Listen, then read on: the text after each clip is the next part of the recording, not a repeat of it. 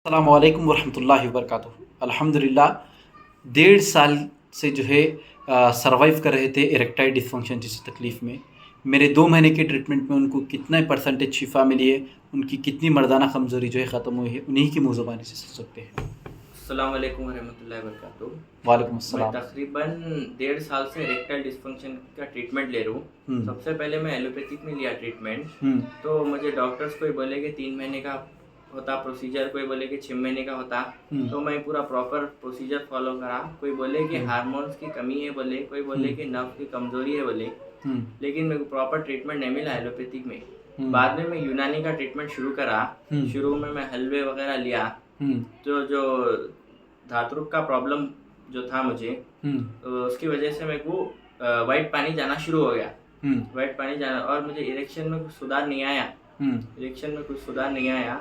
जब आपका ट्रीटमेंट शुरू करा मैं 2 महीने से, अल्हम्दुलिल्लाह आपको बहुत शिफा मिली मेरे को।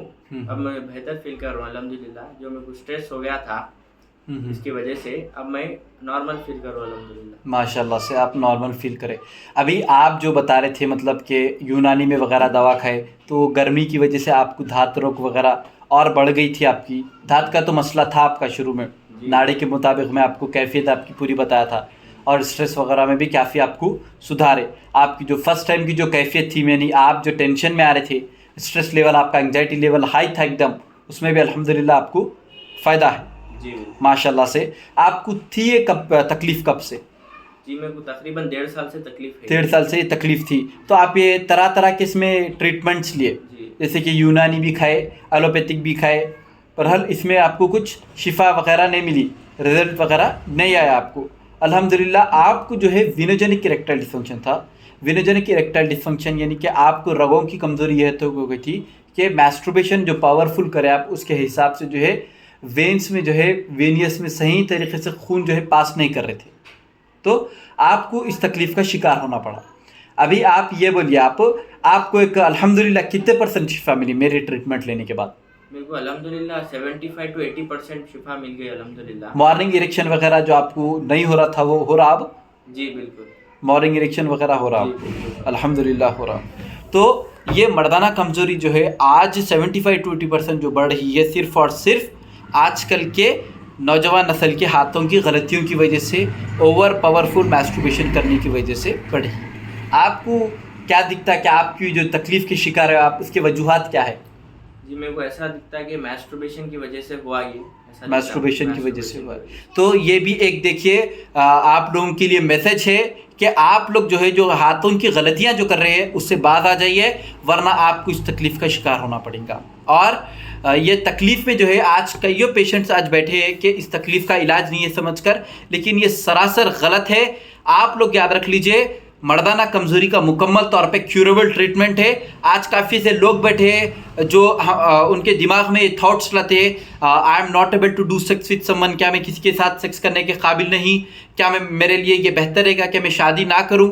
ये सरासर आप लोगों के लिए गलत थॉट्स है। मर्दाना कमज़ोरी का भी जो है मुकम्मल तौर पर इलाज है। बस इसमें शर्त यह है कि आप लोग जो है पहचान के आपकी तकलीफ़ को ट्रीटमेंट लीजिए। आपको वेनोजेनिक इरेक्टाइल डिसफंक्शन या फिर जो है आर्टरिनरी इरेक्टाइल डिसफंक्शन है, आप लोग जो है सब आप लोग तहकीक कर कर जानकर आप लोग ट्रीटमेंट लीजिए। इंशाल्लाह आप लोगों को भी जिस तरीके से पेशेंट्स को मेरी शिफा मिलेगी। और अल्हम्दुलिल्लाह मेरे पास जो आ रहे हैं मर्दाना कमज़ोरी के पेशेंट्स, ऑलमोस्ट पूरे पेशेंट्स को शिफा मिल रही है। और ये जो मैं फीडबैक डाला हूँ आज मेरे भाई का, ये सिर्फ और सिर्फ खाली इनकी वॉइस लिया हूँ कि किसी की एक इज्जत की बात है, उसके लिहाज करके मैं आप लोगों के लिए सिर्फ वॉइस से जो उनका जो है थोड़ा सा एक्सपीरियंस था उन्होंने वो शेयर किए हैं।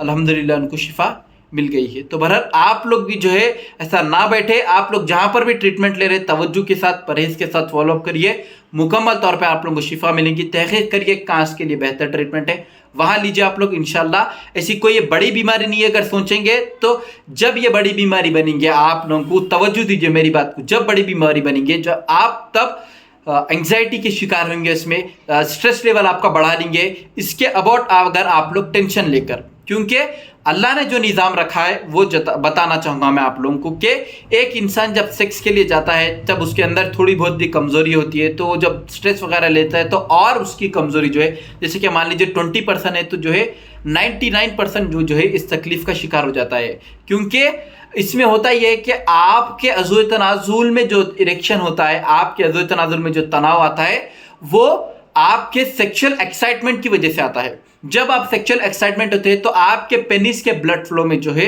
एक केमिकल रिलीज होता है जिसे हम नाइट्रिक ऑक्साइड का नाम देते हैं। यह नाइट्रिक ऑक्साइड एक ऐसा केमिकल है जो आपके अज़ो तनाज़ुल में जो है साइक्लिक जीएनपी का केमिकल बनाता है। नाइट्रिक ऑक्साइड साइक्लिक जीएनपी बनाया है। साइक्लिक जीएनपी एक ऐसा केमिकल है जो आपके स्मूथ मसल्स यानी कि आपके जितने भी अज़ो तनाज़ुल के कॉन्ट्रैक्ट मसल्स है उसको खोल देता है। जब ये खुल जाते हैं साइक्लिक जीएनपी की वजह से तो जो है आपको आर्टरीज और आर्टरियोज के जरिए से बेहतरीन तरीके से खून आता है। और कुछ ऐसे जगह होते हैं, कुछ ऐसे प्लेसेस होते हैं हमारे पेनिस में जिसे हम साइनोसाइट्स का नाम देते हैं। वो साइनोसाइट्स के प्लेसेस में खून इकट्ठा होकर जमा होकर वहां पर इरेक्शन आता है, इरेक्शन स्टे रहता है वहां पर। और जब इरेक्शन आता है तो रिटर्न कैसा जाता है ये बताना चाहूंगा मैं आप लोगों को। आर्टरीज की तरफ से ब्लड आता है, वेन्स और वेनियस की तरफ से जो है अंदर बॉडी में ब्लड रिटर्न जाता है। तो वेन्स और वेनियस की तरफ से रिटर्न ब्लड क्यों नहीं जाता जब आर्टरीज की थ्रू से आता है?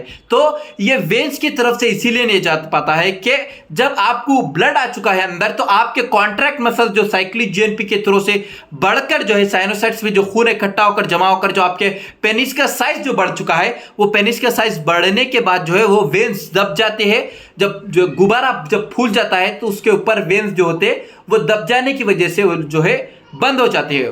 वो बड़ी आसानी से आप लोग जो है स्टे रहता है, आपका इरेक्शन सेक्स कर पाते हैं। लेकिन अगर आप लोग इन आसनात में टेंशन लेंगे यानी आपके पार्टनर के ऊपर आप लोग तवज्जो नहीं देकर, आपकी वाइफ के ऊपर आप लोग तवज्जो नहीं देकर अगर आप लोग ये थॉट रखेंगे क्या इरेक्शन आ रहा है क्या इरेक्शन नहीं आ रहा है, अगर आप लोग ये स्ट्रेस रखेंगे, ये एंग्जाइटी इसके अबाउट रखेंगे आप लोग, तो आपको इरेक्शन इसीलिए नहीं आ पाता है कि आपके जो साइक्लिक जीएनपी का जो केमिकल बनता है नाइट्रिक ऑक्साइड के थ्रू वो केमिकल नहीं बनके इससे जो अपोजिट वाला केमिकल है वो बनता है जिसे हम नॉरएपिनेफ्रिन कहते हैं। नॉरएपिनेफ्रिन एक ऐसा केमिकल है जो आपके कॉन्ट्रैक्ट मसल्स है, वो कॉन्ट्रैक्ट मसल्स को जो साइक्लिक जीएनपी जो खोलता है वो जो है बंद करता है। इसीलिए आपके आर्टरीज और आर्टरियल सही तरीके से खून नहीं ले पाता है और आपके साइनोसाइट्स में जो है खून नहीं आ पाता है, इसीलिए आपको इरेक्शन नहीं आ पाता है। तो बहरहाल आप लोग स्ट्रेस ना ले, आप लोग स्ट्रेस लेंगे तो आपको नॉरएपिनेफ्रिन जो है केमिकल बनेगा आपके अज़ो तनाज़ुल में। नॉरएपिनेफ्रिन केमिकल आपके कॉन्ट्रैक्ट मसल्स को नहीं खोलेगा। जब आपके कॉन्ट्रैक्ट मसल्स नहीं खुलेंगे, स्मूथ मसल्स, तो आपको खून नहीं आएगा, आपको इरेक्शन नहीं आएगा। बहुत आसान सा सब्जेक्ट है, बहुत अल्लाह सुब्हाना तआला जो है आसान सा प्रोसीजर रखा है आप लोगों के लिए। इंशाअल्लाह मैं बता रहा हूं अगर आप लोग स्ट्रेस वगैरह नहीं लेंगे तो आपकी मर्दाना कमजोरी वहां पर ही 50% खत्म हो जाती है। देखिए ट्रीटमेंट में 50% खत्म हो जाएगी इंशाल्लाह। तो बहरहाल ये खास मैसेज वो लोगों के लिए है जो आज घर बैठे हैं, हम शादी नहीं करना हमारे लिए बेटर रहेगा, क्या हम इतने कमज़ोर हो चुके हैं कि हम किसी के साथ सेक्स नहीं कर सकते। ये सरासर गलत है। मर्दाना कमज़ोरी का भी मुकम्मल तौर पर इलाज है अल्हम्दुलिल्लाह। अस्सलामु अलैकुम वरहमतुल्लाहि वबरकातुहू। 8341240178 9182980395 ये नंबर से कांटेक्ट करके हैदराबाद का अपॉइंटमेंट बुक कराइए। इंशाल्लाह आपकी खिदमत खल्क में हाजिर है। इंशाल्लाह हैदराबाद का एड्रेस है गोलकुंडा अपोजिट टू खटर हाउस नियर बाई निम्बोली मस्जिद। काफ़ी लोग जो है काफ़ी पेशेंट्स कंफ्यूज हो रहे एड्रेस के लिए, तो बहरहाल गोलकुंडे के पास भी आकर कॉल करेंगे या फिर खटर हाउस के पास भी आकर कॉल करेंगे तो आपको गाइड करा जाएगा। अल्लाह हाफिज़।